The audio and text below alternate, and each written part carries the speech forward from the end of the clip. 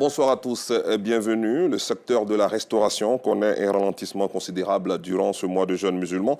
À la Locodrome Banco 2, dans la commune de Yopougon, les clients se font de plus en plus rares pour écouler leur plat du jour. Certaines restauratrices réduisent le nombre de mets.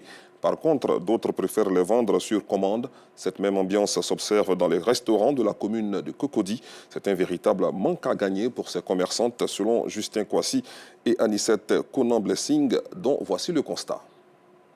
À l'Ocodrome Banco 2, dans la commune de Yopougon, il est midi. Ce n'est pas l'affluence des grands jours dans cet espace gastronomique en cette période de jeûne. Dans sa cuisine, Chantal Kofi s'active pour satisfaire ses rares clients. Le mois de carême, là, surtout que depuis 2 ans, les 2 carèmes sont combinés, c'est très difficile. Très difficile parce qu'on n'arrive même pas à joindre les deux bouts. La preuve même, on a réduit nos marmites, mais malgré ça, c'est difficile d'écouler le peu qu'on cuisine. Donc, c'est pas facile pour nous. Quand on finit, on est assis jusqu'à 17h, 18h pour pouvoir écouler le peu qu'on a préparé.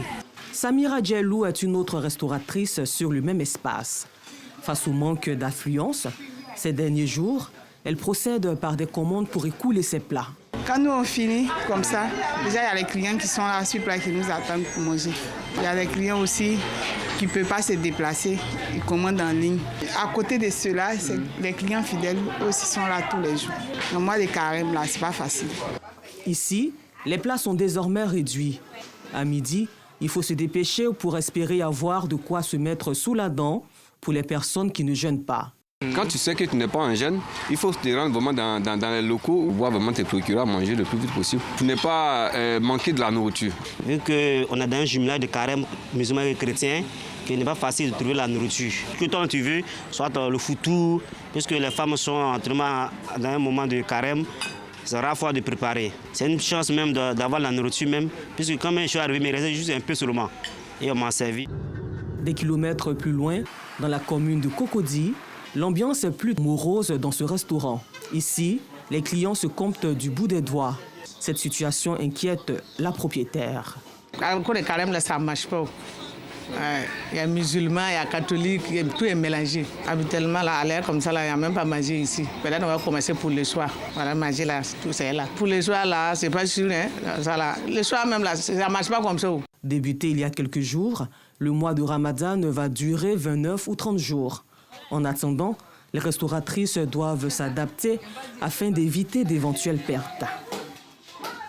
Un autre constat pour continuer ce flash d'information. Depuis le 13 mars dernier, les agents municipaux observent un arrêt de travail de 3 jours. Un mot d'ordre de grève lancé par la plateforme des syndicats nationaux du personnel des collectivités territoriales de Côte d'Ivoire. Un collectif regroupant 3 syndicats qui réclament l'application des décisions de la tutelle relatives à certains avantages sociaux. Des précisions avec nous, Sangaré et Stéphane Assouan, qui ont sillonné certaines communes d'Abidjan à 19h30 dans la grande édition. Et puis le jeudi 7 mars 2024 a marqué la date anniversaire de l'effondrement de l'immeuble CGK Cocody Angré, faisant plusieurs décès, dont Marie-Esther Oula, âgée de 14 ans, en classe d'examen. Pour commémorer cette date, la Fondation Marie-Esther Oula, qui porte le nom de la victime, a organisé un moment de recueillement. Les détails à 19h30 dans la grande édition.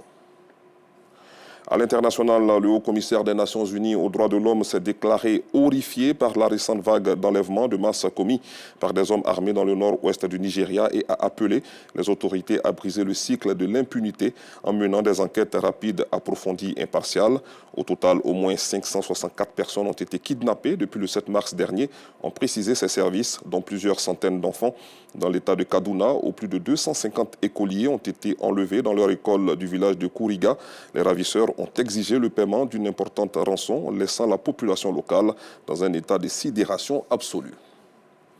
Hors du continent depuis l'ouverture des bureaux de vote en Russie, ce vendredi, dans le cadre de l'élection présidentielle, plusieurs incidents ont émaillé le scrutin, la plupart des suspects arrêtés ayant déclaré avoir agi sur ordre du service de sécurité d'Ukraine.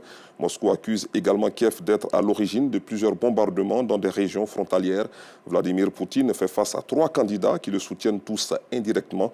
Le maître du Kremlin est assuré de remporter un nouveau mandat de 6 ans, un unanimisme qui interroge l'utilité d'un scrutin joué d'avance. Je vous retrouve à 19h30.